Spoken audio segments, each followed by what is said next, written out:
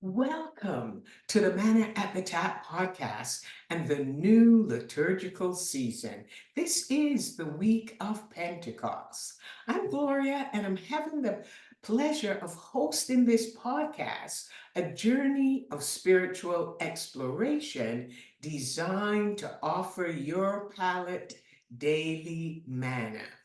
It provides a fresh perspective on biblical teachings, allowing you to feast on spiritual food for the soul. We gather the spiritual food from the lectionary readings of the Revised Common Lectionary as provided by Vanderbilt University. These daily readings expand the range of biblical knowledge for personal devotion over a 3-year cycle of ABC. We are presently in cycle B.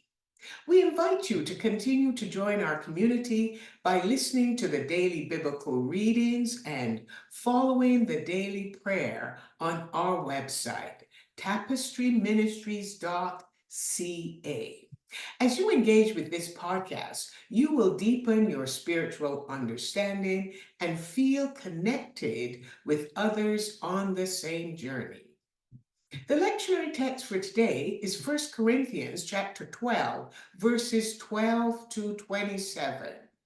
In the first part of 1 Corinthians chapter 12, the Apostle Paul outlined the themes of the gifts of the Spirit, why the gifts were necessary, and how the community could celebrate the diversity of spiritual gifts. The Corinthian community had a rich offering of spiritual gifts, but were poor in human relations. They celebrated their gifts, but tolerated one another, and they were very disrespectful to each other. They were very competitive against each other, and when they needed to settle an argument, they took each other to court. They forgot that the gifts of the Spirit were of holy grace, bestowed on them and on us to be used for God's glory.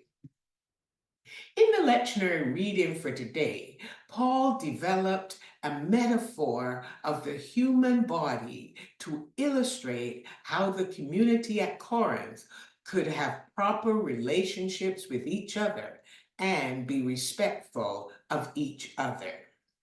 He set the stage for using the metaphor of the human body by reminding the community they had all been baptized into one body, the body of Christ, and made to drink of one spirit, possibly reminding them of sharing in the Eucharist or the Lord's Supper when they gathered. The human body metaphor was language they would all be able to understand.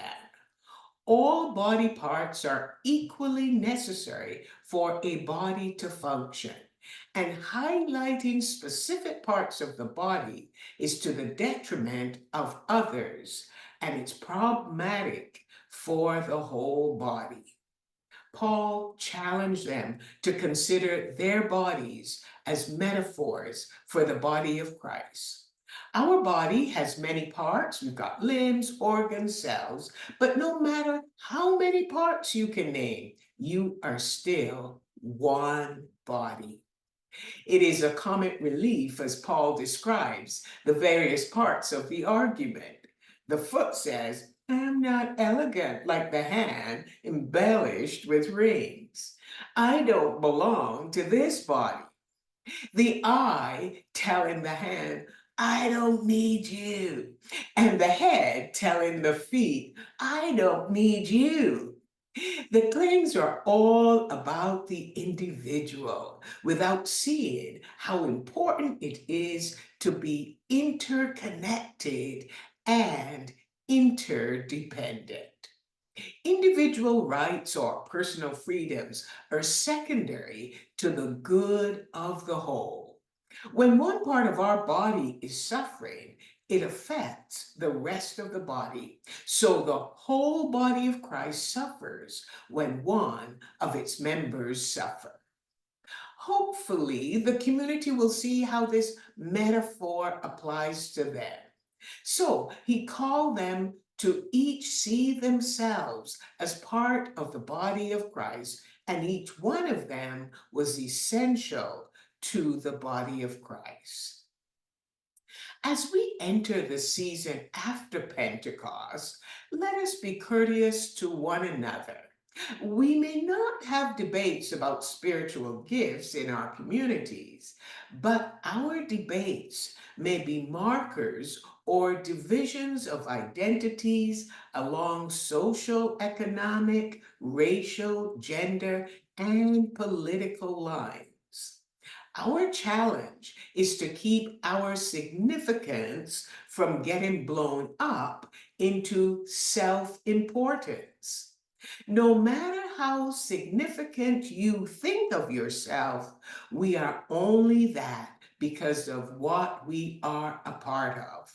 We are each a necessary part of the body of Christ.